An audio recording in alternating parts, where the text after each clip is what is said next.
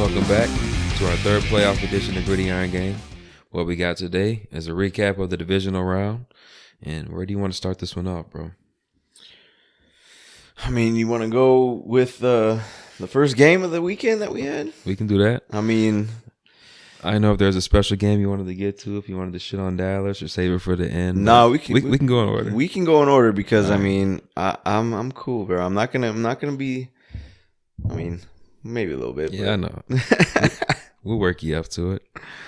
So first game, we have Jacksonville on the road at Kansas City, AFC South champion facing the AFC West champion. The keys to this game for Jacksonville remain the same for me as they did the week prior against the Chargers. Take care of the ball. And a new one is to keep the quarterback in distress, put some pressure on him. Early in the game, they were doing that to Patrick Mahomes, getting him off his spot, making him scramble, running around using his legs. He had to throw a jump pass at one point, and eventually they got to him, fell on his ankle, high ankle sprain. Yep. At this point, Chad Henne comes into the game, leads the Kansas City Chiefs on a 98-yard touchdown drive. If it wasn't for that drive, I don't know, man. Kansas City might not have made it out of this game alive. For the stats on the whole game, Kansas City had 218 pass yards to Jacksonville's 205. They both had 144 rush yards, and they both converted on over 50% of their third down conversions.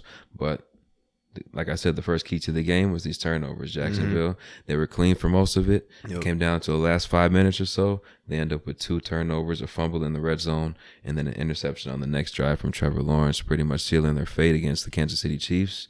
I don't know, man. This team's really on the rise. Their team to look out for next year. They're really able to stick in this game, and I understand that Patrick Mahomes wasn't at 100%, but defensively, they played well. Offensively, they had their moments. They had a couple plays that they left on the table, and I think if they were able to convert those with the status of Patrick Mahomes' health, Jacksonville might have been able to sneak out of here with the dub, but that's not the way this one went. I think this team is maybe a year or two away. Yeah. And Kansas City's a top-notch team that you're just not going to come in there and beat like that just because of an injury. Credit to Patrick Mahomes. A lot of guys, you said this to me, when to come back with that injury. That high ankle sprain, that's a motherfucker, man. That takes weeks to heal. That's almost worse than a broken bone, bro. Man. The pain threshold in that is I mean, you got to have high pain tolerance for that. I just remember back in middle school traveling basketball days, I rolled my shit. It was a high ankle sprain. I damn near had to have crutches. You saw him out there. He was trying to hand the ball off. He was hobbling on one leg. He couldn't drop back. That was his back foot. He couldn't step into his throw. So Right. a lot of short throws. Travis Kelce played big, 14 catches, 98 yards. Nobody can stop that, man. Nobody can stop him, man. He's the best tight end that I've seen in a while, since healthy Gronk, for sure. No question. And he's the thing I love about Kelce is he's durable as hell. Yeah. He does not go down. He does not miss time. Yeah. This man, I mean, he's a true competitor, and I think him and Patrick Mahomes go together like peanut butter and jelly, bro. Like that. If any other quarterback with that tight end or any other tight end with that quarterback, they're not putting up numbers like they do, and that's just a fact. Like those two are each other's best friends out there. That's one of the best combinations ever. It really is. That's a Manning Harrison type thing. right. There. Yep. It's really beautiful to see. And it propelled this team 27-20 over Jacksonville, heading to the division or the conference championship now to face a team we can talk about a little bit later. What'd you think about this game here?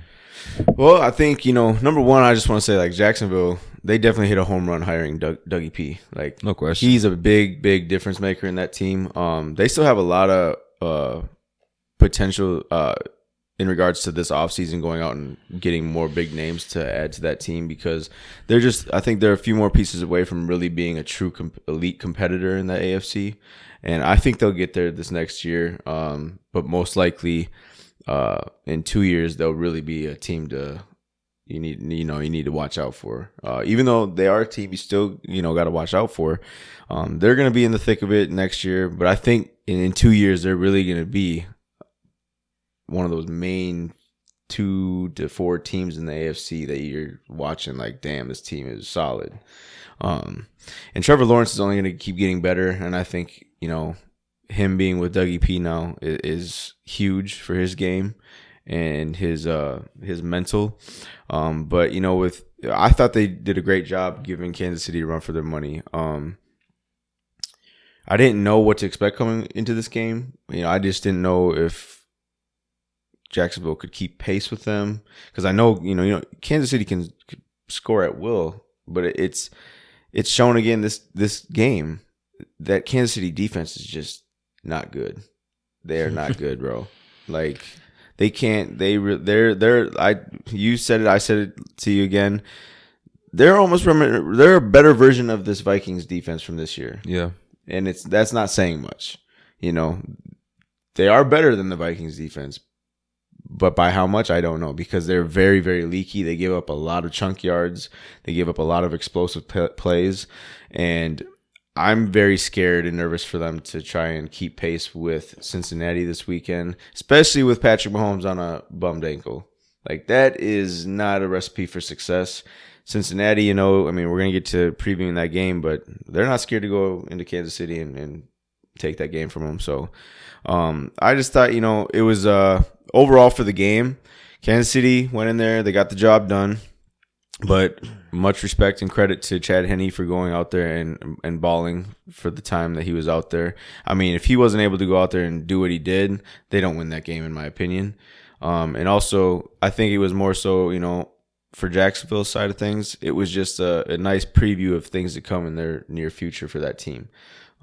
It was a great game overall. I thought, I came away impressed with how it turned out.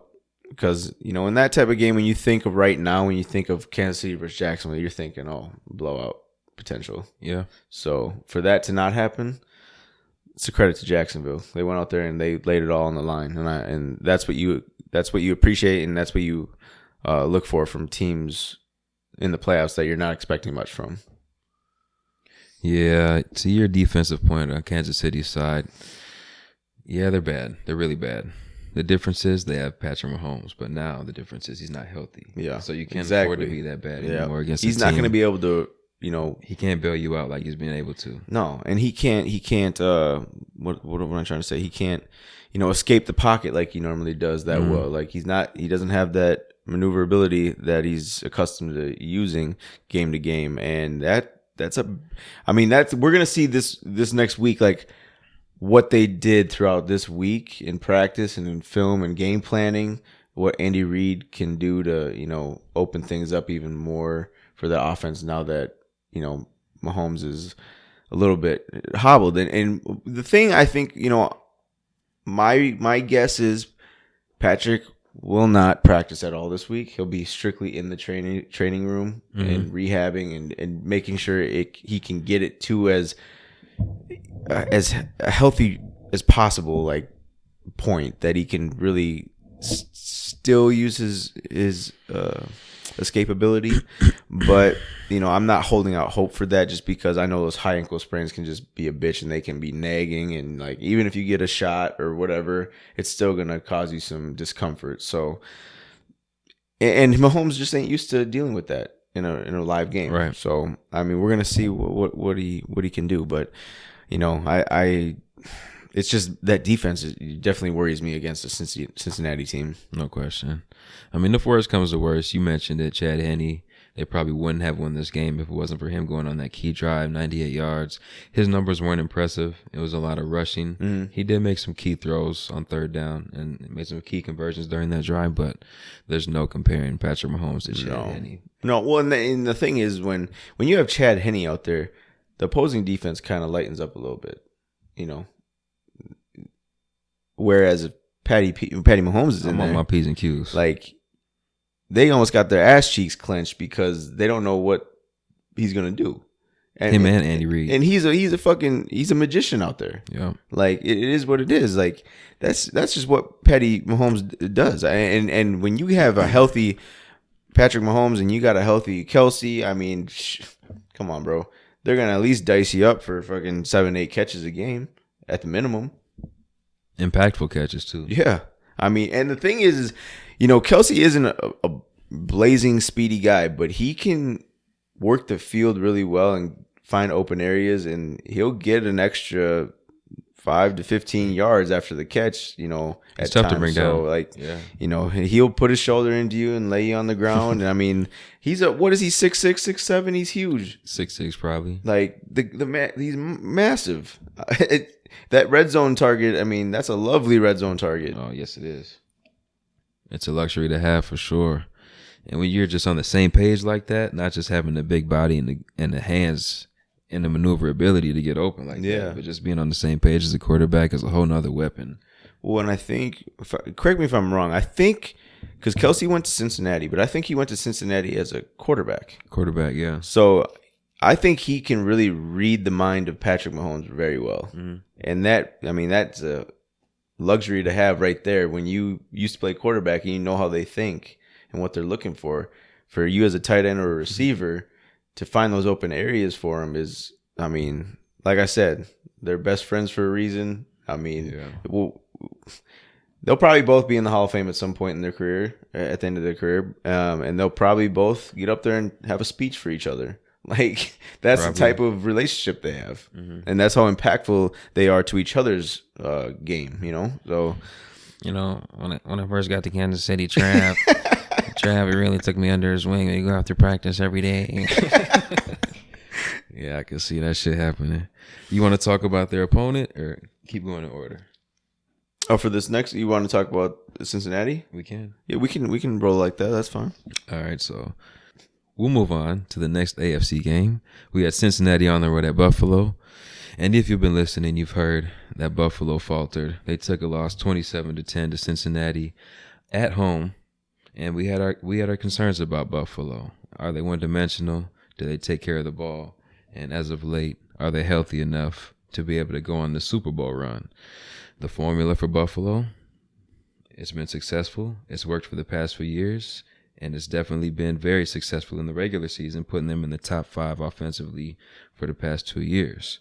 But the rush yards in this game are 172 to 63. We know that Buffalo does not run the ball. In this game, no different. Josh Allen was their leading rusher with 8 attempts, and that's just not going to get the job done. Bro.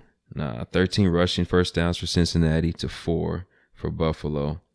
In the regular season, you're probably going to play 2 out of 17 teams that are elite or have an elite unit where they're going to make adjustments and not allow you to run the ball with your quarterback, where you're going to have to hand it off to Singletary, you're going to have to hand it off to Cook.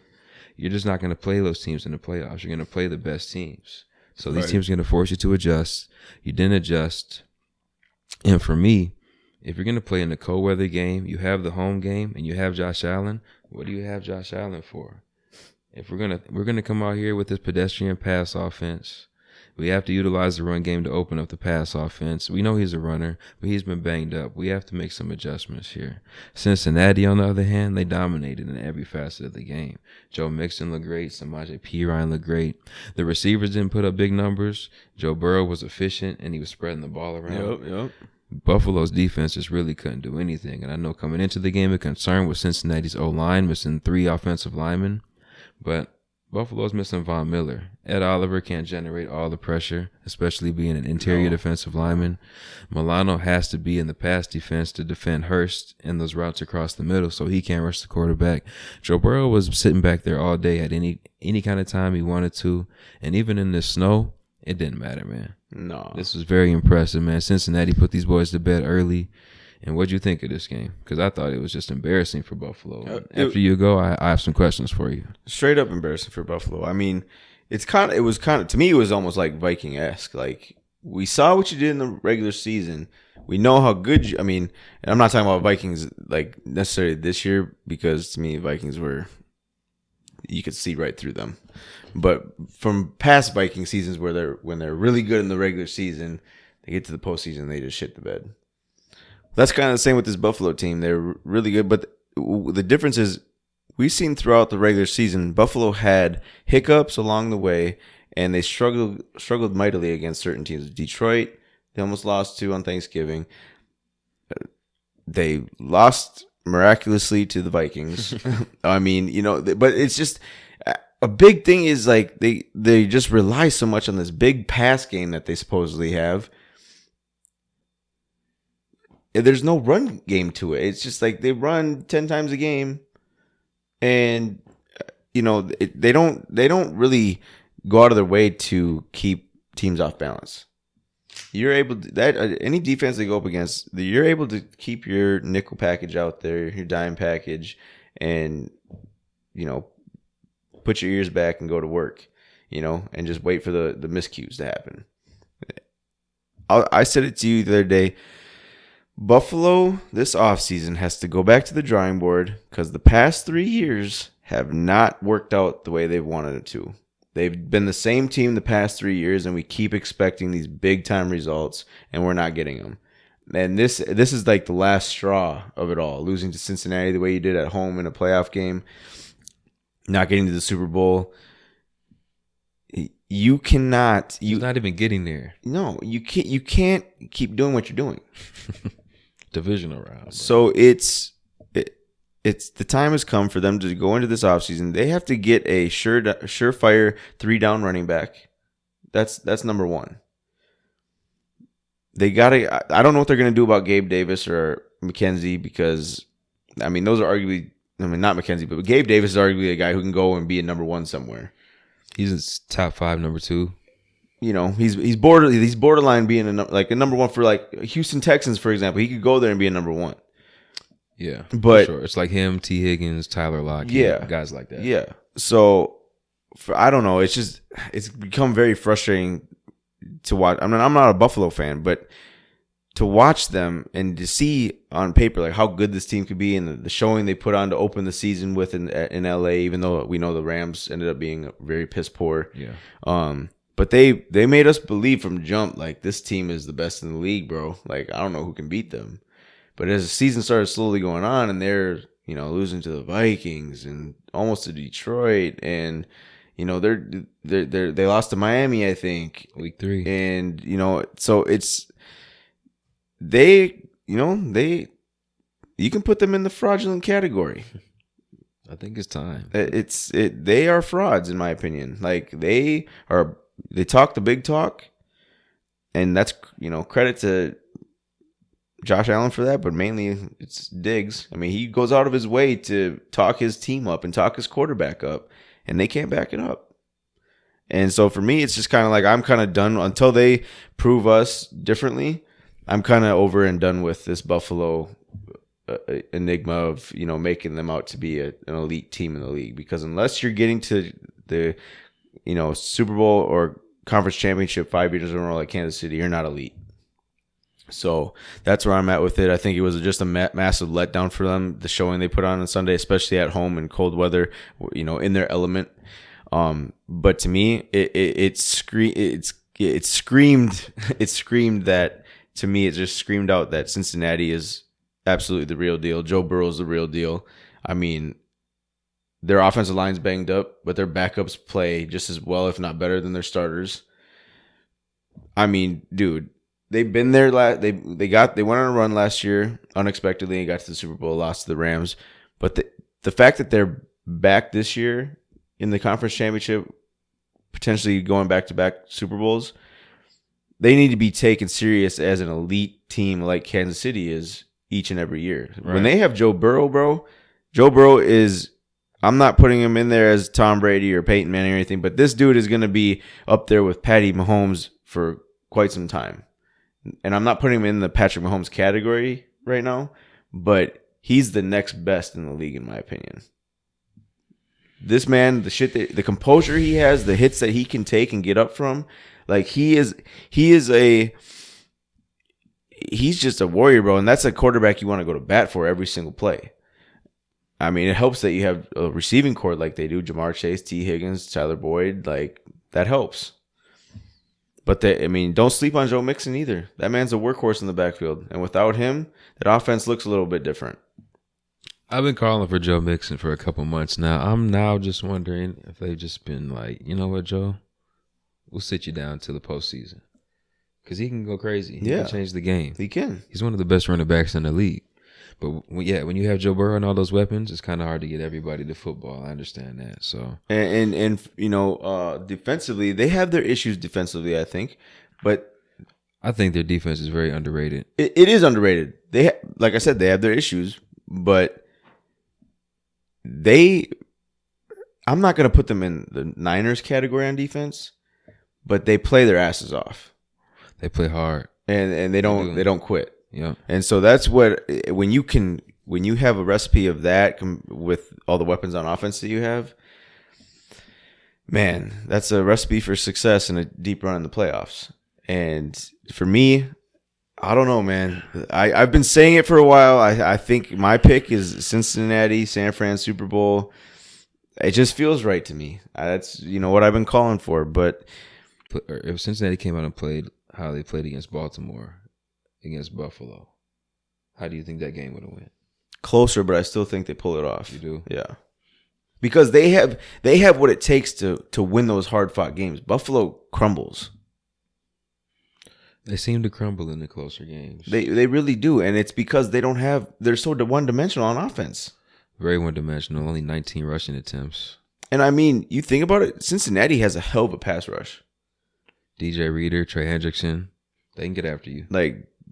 And that's what makes their defense very underrated is they have a bunch of very good names, but not names that are going to be like, oh wow, that dude's amazing. Right. It's just like a bunch of guys playing together as one and having each other's backs and playing really good assignment football. And so I don't know. I just think that this Bengals team is just going to be very tough for Kansas City to beat. If they do, to me, it's going to almost be a miracle just because of Patty Mahomes being banged up and that defense being pretty bad. I just don't. I mean, I still think it's going to be a fireworks of a game because Kansas City's offense is going to have to keep pace with Cincinnati. But man, and like I said, you think about it, if Baltimore wins that game, why are you doing this right now? We could be talking about a potential Baltimore Super Bowl appearance. Yo, I've literally been thinking about that for like 8 minutes. That's why I've been fumbling over my fucking words this whole time. And you know damn well we'd see Lamar in that Super Bowl. God dang, we're right there, man. Because what? We would have played the Chiefs if everything stays the same. If we get Mahomes on a bum ankle, we got a chance. We got a real chance. We already played them pretty tough. And we get Buffalo or Jacksonville. I mean, you think about it. We had both of them on the ropes this year. Yeah, bro. And you guys, as of late, were playing actually really well. And I think what just came down to is Lamar not being in there. Defensively, we were playing phenomenal. Yes. It just came down to Lamar not being in there. And that's a tough pill to swallow. But that's the game of football, I don't know how I'll get off that topic. But, yeah, I just think the Cincinnati team is you almost half the season, like, I'll admit that they kind of were forgotten to me. Like, they started 0-2. Yeah. So and I mean, you think about it, ass whooped against Pittsburgh. Yeah, it was like 4 games, 5 games in. You're thinking, is this Cincinnati team even the same as last year? Like, are they even capable of making the run? But that's what good teams do, man. Is they turn it around and they go to work, and that's what they did. So credit to them, and they're gonna be tough the rest of the way for sure for any team. Yeah, we've talked about Joe Mixon not being able to get the rock as often as we'd like, or even on the Kansas City side, them not running the ball as much as we like. But both of these teams, as of late, have been running the ball more. Mm-hmm. And at this point in the season, that's definitely something you're going to have to utilize. Well, and that's what good playoff teams do. But like you said, though, you put Joe Burrow second behind Patrick Mahomes. At this point, I'm probably doing the same. Those are 1 and 2. So for those teams to be able to adjust and get the ball out of the quarterback's hands, hand it to the running back to relieve some pressure, it just shows how much work Buffalo has to do this offseason. So yeah. I guess that leads to a couple of my questions. Is Josh Allen that guy for you? No, not anymore. Not anymore? This season. You said he's my quarterback. That's what you said this preseason. I did. I was just expecting huge things this year. Yeah. And it was just a letdown, and it kind of really showed me and opened my eyes to what it really is. It's just, I don't think Josh Allen will ever be that elite type of guy. He's going to be a very good guy to have, but he's not going to be the reason why you get to the Super Bowl. You're going to have to surround him with... See, when you said elite, I was going to argue with you. But then when you said, is he the guy that can get me to the Super Bowl? That's what elite is, and I don't know if he's that guy. I don't know if he is either. He's very good. I think he's a quarterback that can get to the Super Bowl with a great surrounding cast. But that's on every level, on every side of the ball. Like, it's not what you have now. It's just not going to cut it. You know what I'm saying? And I really, we all know Diggs is a number one receiver, but I truly don't think that Diggs is a fucking true alpha dog number one. Like, he's not going to open up the game for you. Like, he's not going to, he puts up great numbers, but he's not going to put your team over the top. He doesn't put fear in any defense. I mean, look, bro. He's a Keenan Allen type. Yeah, like he's gonna get you. 105. Yeah, he's gonna do what he does, but he needs a very, very solid and good number two guy next to him. And I think that's why he was so good for so long in Minnesota, was with Thielen in his prime years. You know what I'm saying? They were great complement guys, and Thielen much better than Gabe Davis. Even though Gabe Davis is coming into his own, I think Thielen. I mean, you put Thielen and Diggs on a team like Buffalo. Now we're talking about a passing team with Josh Allen. Mm-hmm. But at the end of the day, what Buffalo can't do, what Cincinnati and Kansas City is doing, is run the ball. They can't. When you have to get to work and get the tough yards, they can't get it, and it's just what it is. And so, to answer your question, no, Josh Allen is not going to be my number one anymore. This season showed me a lot, and it was a major letdown in my eyes. Well, you mentioned this boy Diggs. What do you think about his outburst on the sideline? Well, I mean, it's not surprising. We saw what he did in Minnesota to force his way out. I mean, like, hold on, what happened in Minnesota? I don't really know the story. That's what he just. We had a game in Chicago. He threw a tantrum on the sidelines because he wants to have the ball in his hands. We're running too much. We're a running team with Zimmer. He didn't like that. Okay. He wants to help the team win. All well and fine. That's great. And then the day after, the next 2 days after, he's a no-show at practice. He comes in Wednesday. That's what happened? He comes in Wednesday or Thursday. Okay. With his hoodie on and everything, and talking to reporters and trying to fake cough like he's been sick and all this, just Diggs type stuff. Man, I'll never hate Diggs. I'll never hate him out because of what he's done for our team in Minnesota and just the absolute dog he is and the fight he has in him. Like, he's a true competitor, and we hate losing as well, even if it's a fucking video game. Like, we hate losing. Right. Like, and that's what you like in your players. But there comes a time, man, like when you're going to bat for your team and singing all these praises, like Buffalo is so much better than Minnesota, because that's the vibe I've been getting from Diggs the past couple of years. You gotta own that shit, bro. You gotta own when you're getting to the playoffs and then losing big games. And that's on you to kind of, since you're a leader in that locker room, in my opinion, you gotta, voice your opinion to the coach or GM behind closed doors inside that facility. Like, tell them what you think the team needs, what you're missing. Like, in my eyes, that's what leaders should be able to do. I don't know. So off that, I have a question. So I don't know at what point in the game he was blowing up at Josh Allen. Do you? I don't remember. Okay. You just have a problem with him doing it publicly? I'm not saying it. I don't ever really have a problem with guys, getting each other's faces on the sideline or anything like that. Like, that's not what I'm saying. Because, like, if you got to be called out to do your fucking job better, I'm like, you got to have that. And I can't do it after the game. No. I get that point of it. What I'm saying is, bro, you've done this shit once in Minnesota, and now shit isn't going your way in Buffalo, so you're going to keep doing it. You're gonna whine, moan, and piss your way to a Super Bowl trophy is what I'm getting at. Mm-hmm. So, are you gonna be on 5 different teams to get that to happen? Or, I mean, what? We get you hate losing and you want to win bad, and that's great. That's a awesome quality in a player, and that's a professional athlete. That's what we want for sure. I want everyone on my team to be like that. Yeah. But at the same time, it's like, and you know what? Josh Allen does need to be called out like that because of the shit he's been doing. So in that regards, I'm not mad at that. It's just the fact, like, at the end of the game, like, he had to be brought back into the locker room because he stormed out within 5 minutes and like stormed out like again. that's not, like, don't leave your boys hanging like that, bro. No, definitely not. You know what I'm saying? Like, that shit is childish. You're a grown man. Don't be doing that shit. That's not going to prove a point to anyone besides, okay, you're tradable and now you're on a different fucking team with a worse quarterback. Yeah, for him to want to go to a passing team, there's no better situation than to go to maybe the Chargers, but Buffalo was prime time right there. Right. And so, and with all this happening, it makes me truly believe like Josh Allen just isn't that guy.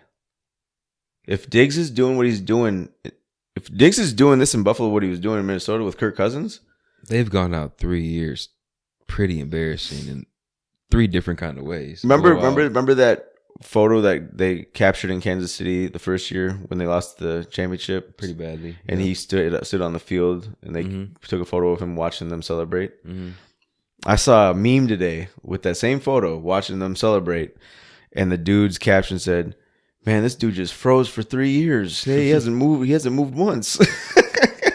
It's a tough 3 years. I mean, and to imagine working your ass off every single day of the year, and even harder in the off season, to get to that Super Bowl and taste the winning side of Super Bowl. I mean, Diggs can't even get to the Super Bowl, but he's there every single year on the doorstep. Mm-hmm. So for 3 years in a row, you've been shut out in that regard, and it's like, what is it gonna take, bro? What do we got to do? It's that I get where that frustration is coming from, because when you're getting that close each year and it's just not. I mean, man, it's tough, but I appreciate the tenacity of Diggs. I really do. But I think this has got to be a fucking it might be a blessing in disguise that he did this shit, because it's got to be an eye opener for that front office and that coaching staff to get this shit right this offseason. Because you're still going to be in the playoffs next year. You're a good team, but you have to get some pieces in there and they desperately missed Von Miller the rest of the year after that Vikings game. Yeah, they did. That was crucial for their defense losing him. And let's be honest though, their division is not going to be slouchy next year. Oh no, it's not. It's not. I just, at this point, I'd still give them the nod to win the division, because I think at least they're owed that type of respect. Yeah. But it's really gonna be interesting, like when we get to that, season predictor episode for us in the off season of where they land. I don't know, because it's gonna come down to what they did this off season. Right. No question. Speaking of that, how do you feel about McDermott? Then we can move on to the next subject. I mean, I don't think he's done anything like to get fired from his job, but at the same time, I mean, I don't know I'd have to think about a comparison for him but it's like you can't just, at some point, you can't just keep getting to the playoffs and being okay with it. And that's kind of the feeling. It's I mean, my problem though, on the other side of when we're talking about Diggs and his tantrums and all that, I have a problem as well with coaches like McDermott who aren't showing how pissed off they are after a game like that. Yeah. You know what I'm saying? At the press conference or whatever, or he didn't show his frustration or his disappointment, or, it was just kind of like, yeah, we just, whatever. And we'll have to go to get back to work this off season and get back at it next year. Like, no, miss me with that bullshit, bro. Like, you got to at least show some fucking pride and fire inside of you. You got embarrassed in those media, sessions, because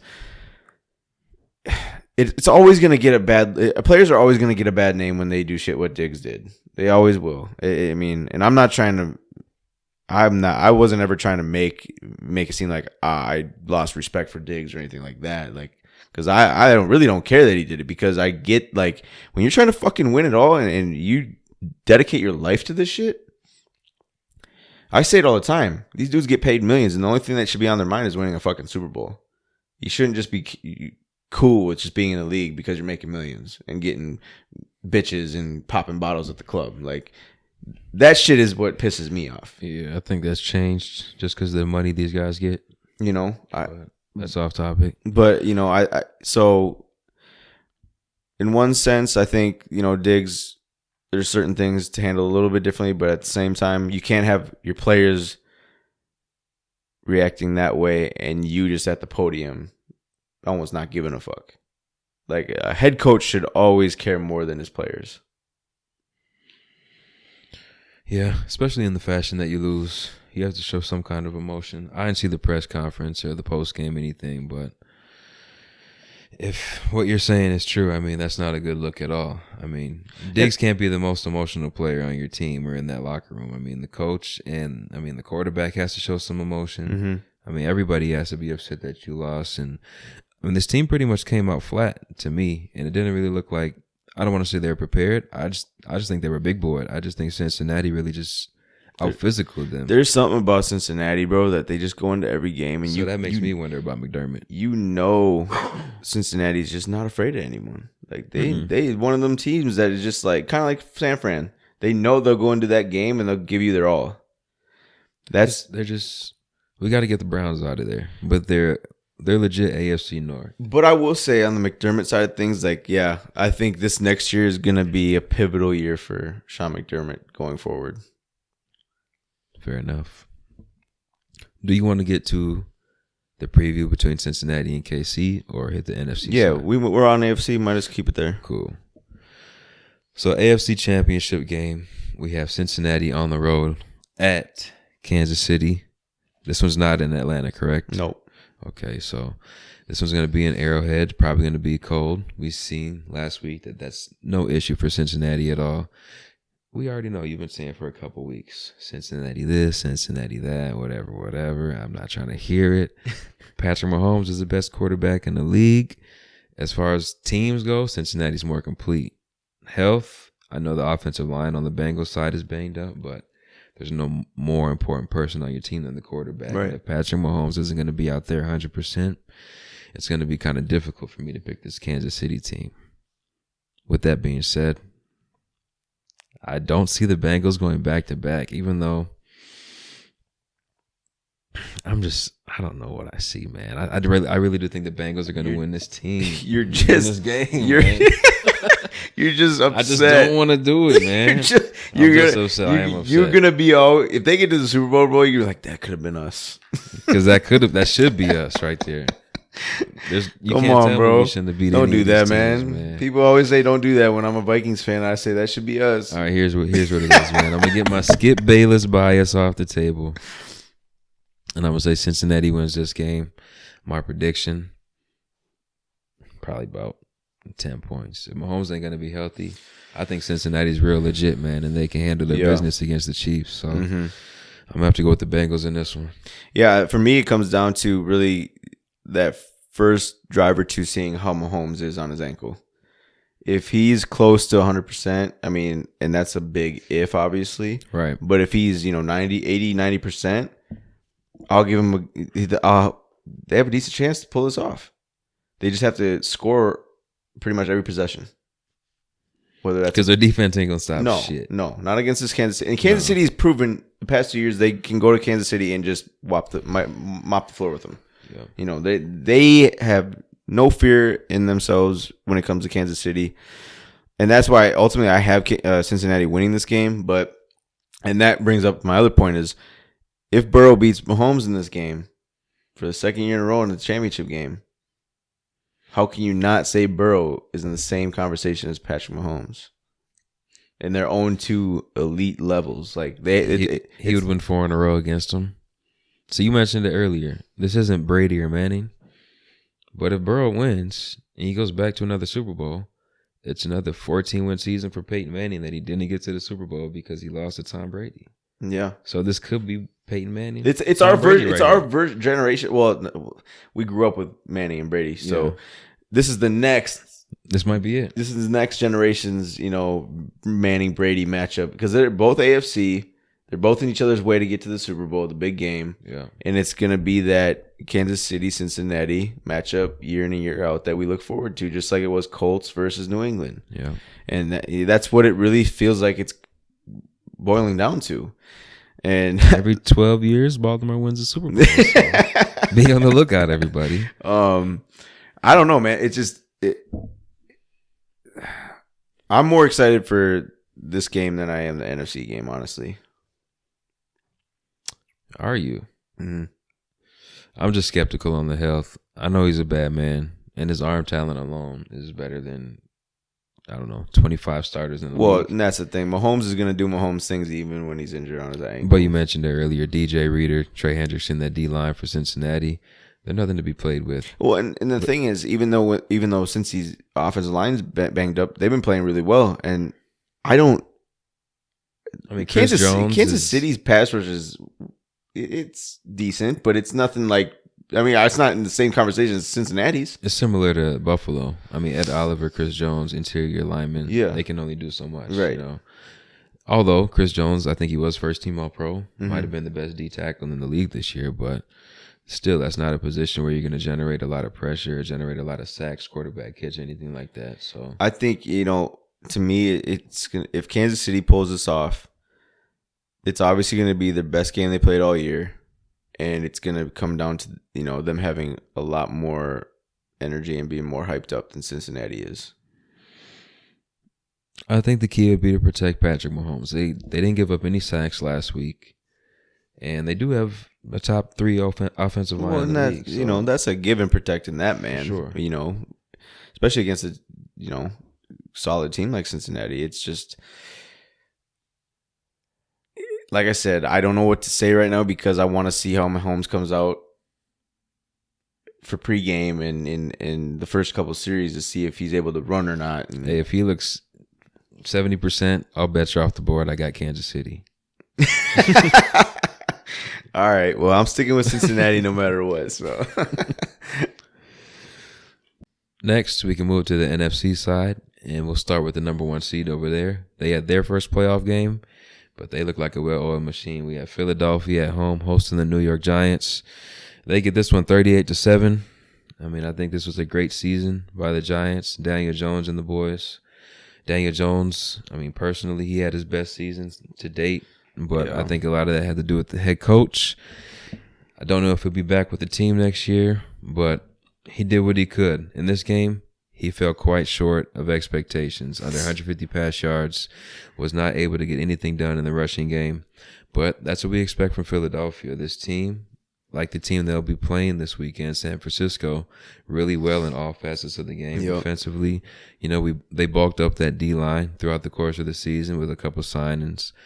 Throughout the offseason, they got Hassan Riddick to beef up their linebacking core, along with Nakobe Dean, rookie linebacker out of Georgia, and then they got Chauncey Gardner-Johnson in the backfield to go along with Darius Slay and Bradbury. So this team on all 3 levels defensively, this is what we expected from them against the New York Giants team, who doesn't have any wide receivers who are worth note, and pretty much your only focus is Saquon Barkley. So still, 7 points, pretty pedestrian. I think that is unacceptable as an NFL team in a playoff game. 7 points. Nothing you're going to, hang your hat on going forward into this offseason with. But successful season all in all for the Giants. Philadelphia, this is really what I want to talk about. Dangerous, bro. Yeah. 38-7, Jalen. Go ahead. You got it. Let me just say something here. Number 1, I'm just going to start off with this. The Giants beating the Vikings and then losing the way they did just went to show truly how bad the Vikings defense was this year. That's facts. Number 2, the Giants had no business being in this game, ever. No, they didn't. Number 3. They fooled me. They had no business being in this game. Number 3. Number 3 is the Eagles beat them 38-7, just like they did the Vikings 38-7 in the NFC Championship game. And they did it exactly 5 years apart. Same day. Crazy. If that's not destiny, I don't know what is. But at the same time, I don't know. I think here's the thing though. When we're talking about like previewing Eagles 49ers had a much better tune-up game for the championship than no question. The Eagles did. Yeah. The Eagles kind of didn't have to do much, and they it might have kept you might have made you feel good and feel like you can win it all and stuff, which is not all the realm of possibility for them. But I feel more confident and comfortable with the 49ers after the game they just played against the Cowboys than I do with the Eagles coming into this game just playing the Giants who had no business being in that game. But that's also at the same time, that's kind of what you get being the number 1 seed is you get, that kind of draw of, some shitty team lucking out and moving on to the next round and playing you. I don't know. But I just don't. All year long, the Eagles have had such an easy schedule.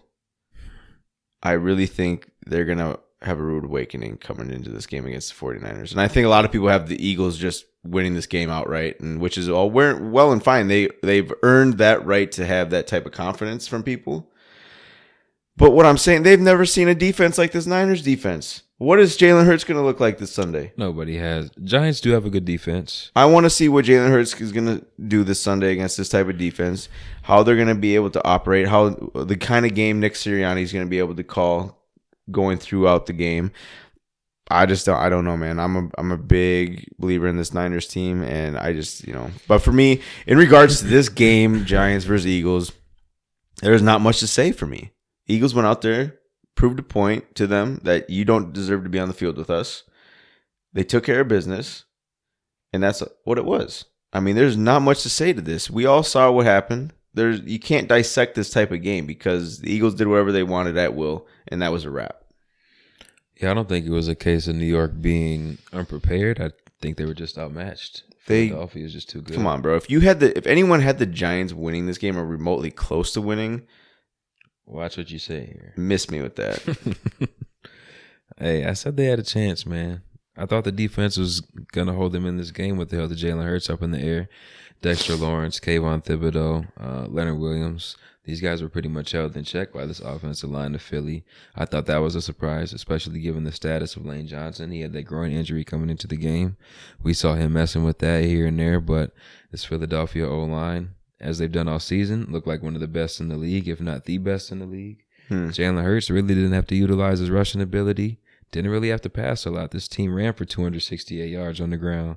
Gainwell did most of that damage, so that wasn't even their number one back. I mean, the Giants really just did not belong at all in this game. No. And the whole thing, I know you said to me last week when we were previewing it, was the Giants didn't even play anyone week 18. and they lost by 6 or whatever. Like, come on, bro. Like, I told you, Philly, yeah, they had to win it, but they knew they were going to win it anyways. Like, they didn't have to do shit. This time around, they said, okay, your starter's in. All right, bet. And they overpowered them like they did all year to these undermatched teams. I mean, come on, dude. Yes, the Eagles are. I like the Eagles' defense more than I do their offense. I'll put it that way. I just am not. I think Jalen Hurts deserves all the credit in the world for the seasons he's had and everything. And I'm a big Jalen Hurts believer now. But at the same time, you got to prove. Come on, dude. You've had a cupcake schedule all year. So they played the NFC East, who was the best division in football, and they played the NFC North. I mean, they had 3 decent teams. Detroit and Green Bay aren't decent. You're such a hater. Or are you not decent? Who is it? We weren't decent. I mean, you think about it, bro. We made Daniel Jones look like an MVP caliber quarterback.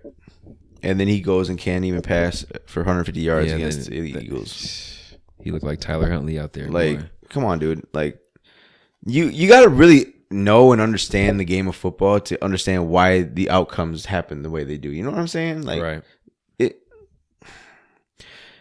I said it all year long. The Vikings were fucking frauds, and they were terrible. I don't care. Even on offense, they were shit. Great record. Didn't deserve to have that record. So our division, no, it was ass. The NFC North was one of the weakest divisions this year. I think you could argue that Detroit was the best team in the division. I think they were. I would argue that they were. Period. I mean, they just started off like shit. Their defense was shit too, though. Yeah, but the difference is they're younger. They play harder. They don't get out of assignments. You know, I'm not gonna disrespect y'all. Y'all were the best team in that division, record wise. Detroit was number 2 though. But you know, I don't know. I want to get off topic. I just don't want to talk about the Giants no more because they didn't deserve to be in this fucking game. They proved it. The Eagles, yeah, man. I mean, they have as good of a shot as anyone of the teams remaining to go and win the Super Bowl. I'm not dogging them by any means, but they really have to show me something against a team like the 49ers. Yeah, we can move on to them. They hosted Dallas, and if you're a Cowboys fan, it's got to be really tough this week. I think we talked about it. You're talented enough, and throughout this game, you had every opportunity to win this game. There were some missed throws, some miscues, and some mistakes that seemed to happen at major key points in this game. There were some opportunities on defense where you had a chance to get your hand on some footballs that you didn't capitalize on to give your team some extra possessions. But I mean, this one really came down to San Francisco defensively, Dallas offensively, what we thought it would, and Dak not being able to get it done.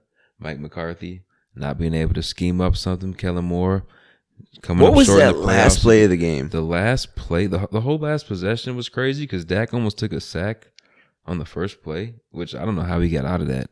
But then you got Duron Garvis snapping the ball to But Jared you Etchen. have Zeke Elliott. Okay, first, you have Zeke Elliott snapping the ball. Okay, so you have linemen on each side with receivers. I think you have, who is this, Turpin and whoever the fuck else, like in the slot on both sides. Why are we passing it right to the guy with no blocking? At least throw it behind these 300-pound linemen you have out here. Well, what gets me is when McCarthy went up there in the post-game press conference. We practiced this. You're a fucking idiot, dude. This is 2 years in a row where we can joke about you for 8 months straight. How do you feel about yourself? Like, this is terrible, man. Dallas has to be feeling like shit today. And Dak is just not the guy. Zeke is washed. Here's the thing, bro. Your backfield ain't it, and Tony Pollard is hurt. Jerry Jones, you swung and missed on your head coach. Big time. He's not. Yes, he won a Super Bowl. That's thanks to Aaron Rodgers. He is not a good coach. He's proven that year in and year out. He's been a head coach. I mean, when Aaron Rodgers is not listening to your play calls and calling his own plays, that should tell any other owner and GM something. Right. That he's not a good coach. And he's a coach that can very easily lose his locker room and not get it back. And that's scary. No, Dak, like Joy Taylor said, he's not a confetti guy. And I believe that. Joy Taylor. My. He's not a confetti. He can't. He's like Kirk Cousins. You can't. You can win with him in the regular season. You get to the postseason, and it's a joke. See, Dak is one of those guys where he needs everything to go right, and right on cue. As soon as Tony Pollard gets hurt, interception. Yeah, we said it preseason. He's a guy who can get it done if everything is right. Kirk Cousins-esque.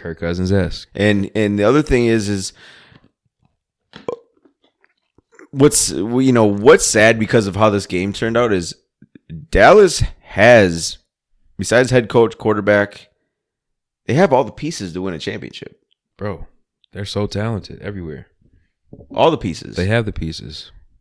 You just don't have a quarterback who has the it factor and makes dumb mistakes. Coach who can't game plan or scheme for shit. And I don't know what the it factor is, but Dak doesn't have it, and Joe Burrow does. You have to. I mean, you're going to have to start looking to possibly trade Dak at this point. But you got to cut Zeke. Zeke's cooked. He's done, bro. That contract for Dak is tough. His career's done. He's got to retire. I mean, there's nothing left in his legs, bro. It's tough. And I don't know. It's just, yeah, it's bad. But Tony Pollard, I hope he heals well. Heals quickly and fully. He's a very fun, explosive back to watch. Was that a sprain or a break? He broke his fibula. Which is tough. So I thought it was they said at first it was a high ankle sprain like that, like Patrick Mahomes, but then after the game they're like X-rays or whatever, broken fibula. That's tough. But yeah, I mean here's the thing: the Dallas Cowboys had a better game than I thought they would coming into this. Look, Dallas should have won the game. In my opinion. They played well enough to win and beat this good 49ers team. It didn't matter that they didn't have Amari Cooper. But once again, bro, it came down to Dak having turnovers, Brock Purdy having none. Yeah. Brock Purdy, if he does not turn the ball over, they will probably win most games. Something's got to go wrong on their defensive side for them to lose the game. That ain't happening. No. And the linebacking duo in San Fran is insane. Fam. How fast they are on the field. That is one of the most fun things about this defense to watch is how they fly around, their tackling ability. I mean, they punch you in the it's like watching parkboard football, Man, bro. you tell me if you're a middle linebacker and can guard the other team's number one receiver. Like, bro, it's like the versatility they have on offense, they have the same versatility on defense. Yeah. I think, I think for me, it was, I mean, I don't know. I don't know, man. The Eagles are going to be a definitely tough matchup for this San Francisco 49ers team. And a lot of it has to do with, I still don't know what to expect in big games like this from a rookie quarterback like Brock Purdy. I know he's capable of going out there and winning. He's proven that now. But, I mean, this Dallas and Eagles defense are probably the two toughest he's going to play all year, So you can't go into this next game and turn it over. Right. He's got to keep that streak alive because I think you get past Dallas, you get past Philly, and you got the Bengals waiting. Either Kansas City or Bengals. I like Bengals defense, but I think they're still worse than Dallas and Philly's defense. Yeah, for sure. So you're going to have a little bit of, if you can get to the Super Bowl, you're going to have a little easier matchup than this NFC gauntlet that you have to go through. Dallas's defense did impress me this past Sunday because they have been shaky for the past month and a half, too much of the season. Yeah, they played really but they came out and balled. For sure. But Cincinnati, I just have more confidence in them. They're more consistent, but I think Dallas is the better unit. But as of late, I would take Cincinnati's it's defense. really coming down. Zach Taylor is a very under the radar, underrated coach. I mean, you think about it. I just think this Cowboys team was very underprepared and not prepared enough for this big game. You lose. Listen, I have a lot of respect for Brock Purdy for what he's done since he's taken over as starter. But when the Dallas Cowboys have as talented of his team that they do, there's no excuse to lose a rookie quarterback in the playoffs. And it was all on Dak. It really was. Because people are going to say they missed Amari, but CD played fine. I mean, Gallup and those guys. I mean, Dalton Schultz, I don't know what he was doing on that last drive either, but they weren't void of weapons. It just when I look, they just don't have execution and leadership. Right. And for me, when I watch Dak, especially late in crunch time and all that, he just doesn't look like he has that it factor. And so, what is the it factor? Because we can look at Dak and be like, he don't have it. We can look at Joe Burrow like, I'm biting my nails when we come back from commercial and you see the quarterback and the look in his eyes and that game face, Dak don't ever have that. He just has that fucking deer in the headlights look every fucking play. And you think and player your teammates in the huddle can see that shit, bro. And when you're calling the fucking play to us, I can't ride with you. I don't trust you. Right. Like that shit is real. And people who don't play sports don't understand that, but if you've been in a crucial moment in the game and you got a quarterback that you just don't trust, it's tough, bro. You in that huddle are thinking to yourself and in your gut are thinking, bro, we do not have this. We don't got this.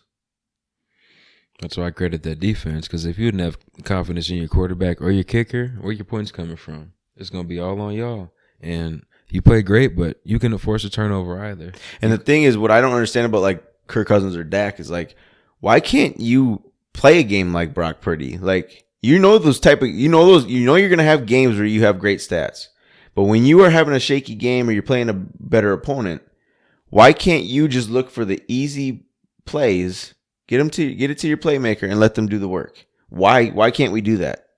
What is it about you that you cannot make those plays?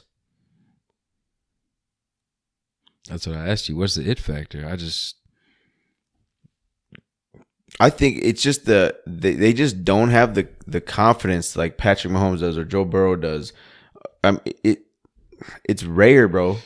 They have the ability. They have the weapons. They have the scheme. Yeah. But it's all mental. It's mental, and that's what set Peyton apart from guys, from Tom Brady apart from guys. Like there are, and then it's Patrick Mahomes, Joe Burrow. I mean, who else do you want to? I mean, I don't think it's Josh Allen at this point, but I mean, it's showing that it's just rare to hit on quarterbacks in the draft or any.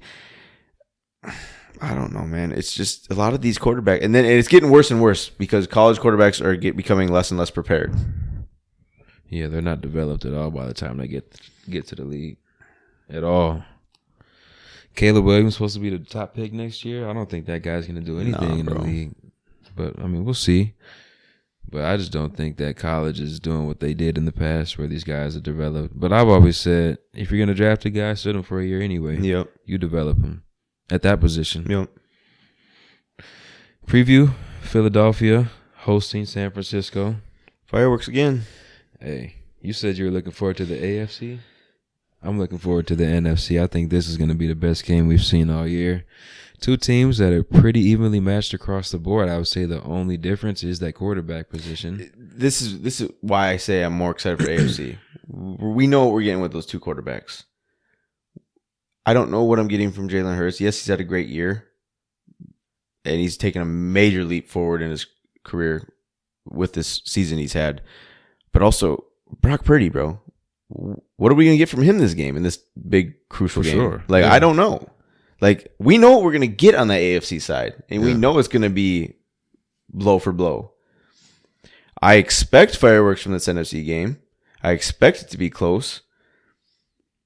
But God almighty, I don't know. I just don't know, because I do think that, I don't know, man. I want San Fran to win so bad, but someone's telling me that Purdy's going to have his first turnover or two, and that's going to be the game. I'm rolling with San Fran in this game because I've picked them from, I don't know when in the season, but I've had them for quite some time. Right. I don't think one turnover is going to kill it. No, but what to me it's going to come down to, though, it's just going to be whatever defense gets to the quarterback more and gets the most turnovers. I mean, these defenses are going to go blow for blow. Just like Burrow and Mahomes are going to go blow for blow. These defenses are going to go blow for blow. It's not going to be high scoring. It's going to be like that Cowboys-Niners game. It shouldn't be. It really shouldn't be. So that's why I'm more wondering. Because let me tell you this. If it comes to coaching, I'm taking Shanahan over Sirianni any fucking day of the week. That's just what it is for me. Like, Sirianni, who are you, bro? Looking like a fucking nerd every Sunday. I don't pay attention to all that. And looking at after the game against the Giants, looking in the camera, and like he's one of those. Nick, come on, man.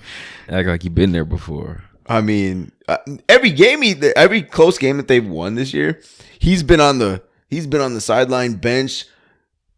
Into the crowd and just like hooting and hollering, and I'm just like, bro, this dude gets amped up for no fucking reason. That's Philly right there. You haven't won nothing, and that's the other thing though, is 49ers are gonna face a very hostile environment, and it's gonna be colder weather, but they ain't scared of that. They went to Lambeau and put work on Green Bay last year, so I'm not worried about them in the cold environment.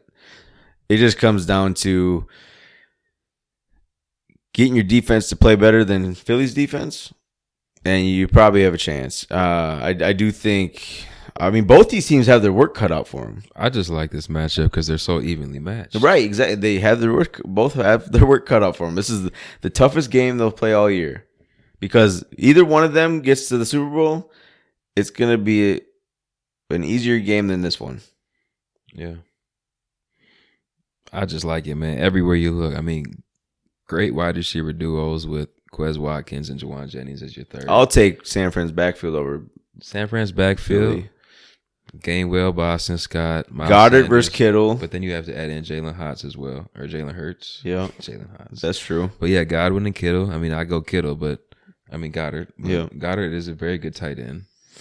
Defense, we already know what Philly possesses and bro. what San Fran possesses. I mean, this game, for me, I'm more disappointed that the fucking NFC Championship game is scheduled as the first game and not the second game. Because I feel like it does have potential to be the best game. With that. But why are you cool with that? Because if the second game, there's potential for this to be a stinker. Yeah. But you're still gonna watch it. I mean, that we're gonna watch it. But if Cincinnati gets up by a certain amount, then the last of us. Well, then it's like, well, you want to cut on the game? That's what I'm saying. I can find other things to do, man. Yeah, I know what you're saying, but I guess for me, it's just kind of more like, well, either way you look at it, they're both the best two teams in the conference. So I get it. Either way you swing it, it's evenly matched, I guess, for time slots. So yeah, it doesn't matter. I just expected NFC, the way these two defenses are and everything, that they'd play under the lights. But it's a quarterback league, though. It is, and I get that. I definitely get that. And we don't know, like I said, we don't know what we're getting from Hurts and Purdy in this game. So because that's my style of play. I'll take San Francisco's defense over Kansas City's offense any day. But that's just right. I know I'm not going to win as many games that way. Yep. But that's just how I like to play. Yeah. But for me, I guess I'm gonna have San Fran in a close one, probably like 1 to 3 points, like close. That's my prediction. Because by no means am I, thinking that Philly's just gonna lay down and die this game. No. So I guess Jalen Hurts won't allow that. But I've been calling for it, and I'm sticking to it. I got Cincinnati and San Fran in my Super Bowl. Yeah, you've been calling for it for a while. That's just after the prediction I had for the way back in July or whatever it was, our playoffs looked a lot different. I'll actually have to go back and look at that and see how much. I had the Vikings losing in the divisional round to Tampa Bay. I had you losing in the first round to San Fran. I do remember that. Well, that's closer than what I had. Tampa Bay. That would have mean. I do remember that. You had Tampa up there, like. Yeah, it was stupid. 1 or 2, maybe. Hey, we've all done But we that both had the Rams in the Super Bowl. We've all done that. I had a rematch, I think. I'm pretty sure I did if I had the Rams. Yeah. Oh shit! No, that shows you though that early in the preseason how hard it is to predict. I mean, if I really would have sat and looked at it more and thought about it, I might have had it slightly different, more close to what it is actually. But because if you look at it, it was like, okay, Rams. I just have they ain't any different than last year. Philly. Do I believe in Jalen Hurts? Do I believe in Trey Lance? Exactly. Do I believe in Kirk Cousins? I've seen the Rams do it. Easy exactly. Pick. Safe pick. Yep. I know, man. It's tough, but that's my. So who do you got in this game then? It all comes down to you.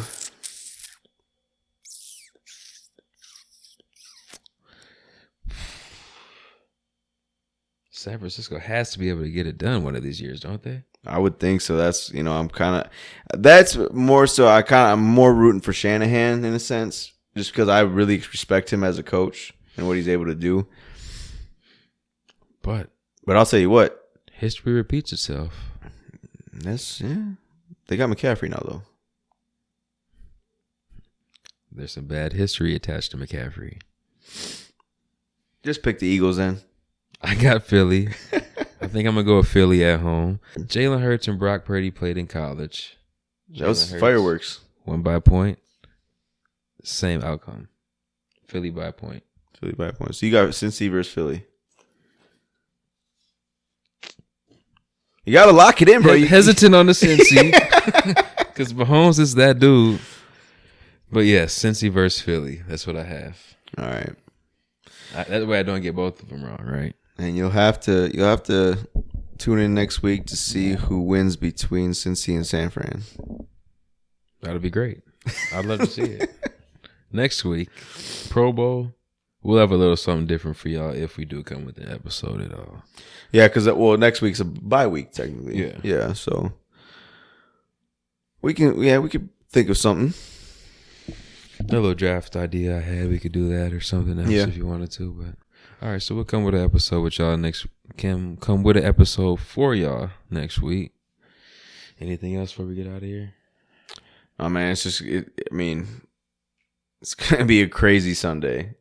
It really is. I mean, I'm locked and loaded, not doing shit Sunday, but tuned into these two games. How do you like the 2 and 5:30? Because I like the game being earlier. I definitely prefer it over 7:30, especially on a Sunday night. I mean, and it's not like it's regular season where it's just like, you can watch it or not watch it. you got to watch the game. Yeah. Like, You got to be tuned in. so, like, I understand where you're coming from. Like, you got to get to work at 4 a.m. or be up by 4, so you don't want that shit at 7 o'clock. Man, I'm in the third quarter struggling. Like, damn. So I get that. No, I do like it because it's still, when you think about it, it's what, 5:30, ends about 8 o'clock, 8:30 at the latest. I'm not even tired yet. No, I got, and then The Last of Us is out now, so it gives us time to watch that before bed. And hey, that's a great Sunday right there. I couldn't imagine anything better. Nah, man, it's maybe wake up, hop on the game. Like you said, we got what do we got here? So we're gonna come with the episode next week, and then the week after that, it's gonna be what? A preview episode, Super Bowl preview. So, and then we'll close it out for the inaugural season of Gritty Iron Gang. Yes, sir. Discuss the recap of the Super Bowl, hit on maybe some stuff we want to see in the off season and whatnot, but that'll pretty much do it. We'll go on a little hiatus for a bit, and then off season hits, and we're back at it. So, indeed. it's gonna be. I won't lie though, it's gonna be nice to have a little mental break. Yes, indeed. From having to cover a full season. So yes, indeed, man. I don't even know how many games this was that I watched this year. Definitely a record. It was ridiculous. Yep. But it was fun though. That's it for me though. I'm good if you are. Yeah, until next time, bro. Yes, indeed. Appreciate y'all. Peace.